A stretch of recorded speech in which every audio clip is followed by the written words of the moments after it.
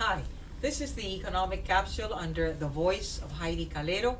As in the first two capsules on this topic of the economic transformation and industrialization of Puerto Rico, 1953 through 1973, Puerto Rico was thriving.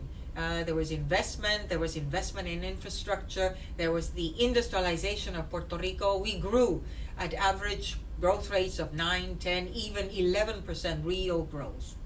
But then in 1973, the next 20 years through 1993, Puerto Rico experienced two big economic recessions. The first one in 1975 and the second one, 82, 83, with the second oil shock.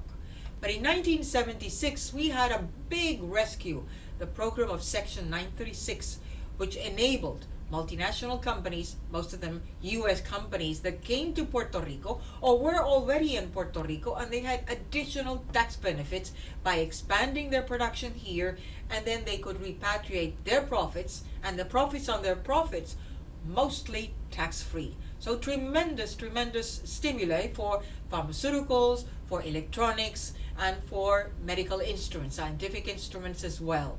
Well, what happened then? In 1983, 84, Puerto Rico started increasing its public debt. And even though we finished, as you see in this graph, we finished with economic growth, we felt a slowdown back in 1991, 92. But the period that we are going to cover today is 1993 through 2013. What happened during these 20 years? Well, 1996 was very important. This was the 4-year period of Governor Pedro Rosselló. We had big projects, 1993, 94, urban train, the super aqueduct, the convention center, big projects, mostly financed with public debt. I have no problem with the public debt having grown because it was invested then in important projects that would generate economic activity.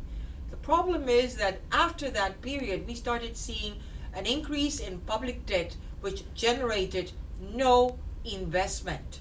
As you can see here, the annual growth in investment over the 20-year period was scarcely 1.4%. Yet, the public debt grew 6.8% per annum. Notice the last 10 years, 2003 through 2013, investment in public construction was negative. We didn't grow. And in private construction, even worse, negative 6.6%. Manufacturing jobs were down, negative 2.2% over the last 10 years. And even the government could not sustain that growth in total jobs, which continued to be negative 1%. Notice public debt, 5.9% per annum. A growth in public debt without having the economic growth necessary to service this public debt. In 2013, Puerto Rico was already in trouble. So lessons that we need to remind you as our viewers is that the economic policies that we have taken in the past and that we have continued even through this day have ramifications for the generations to come, not only for our generation.